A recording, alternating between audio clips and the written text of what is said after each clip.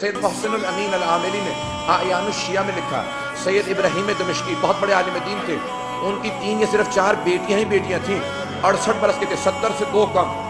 ان کی بڑی بیٹی نے کہا کہ بابا میں نے رات خواب میں دیکھا ہے بی بی سکینہ آئی ہے، کہتی میری قبر میں پانی آ گیا، اپنے بابا سے کہو کہ میری قبر سے پانی نکال دیں۔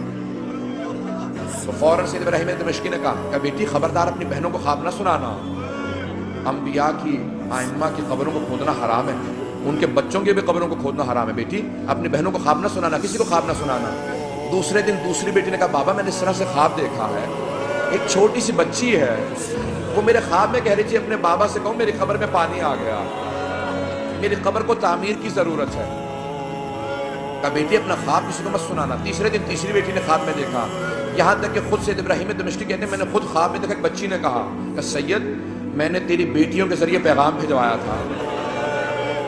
تو نے ان کی بات کو نہیں مانا، میری قبر کی تعمیر کروا دے۔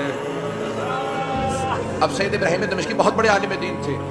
سارے دمشق کے علماء کو جمع کیا، کہا کہ اس طرح سے میں نے خواب دیکھا کہ پھر آپ تعمیر کروائیں، مزدوروں کو جمع کیا، کہا کہ صرف قبر کو کھودنا۔ ایک مرتبہ ایک مزدور نے کہا مجھے کفن محسوس ہو رہا، کہا سب دور چلے جاؤ یہ سید زادی ہے۔ میں جس جملے کو پیش کرنا چاہ رہا ہوں، سید ابراہیم دمشقی کہتے ہیں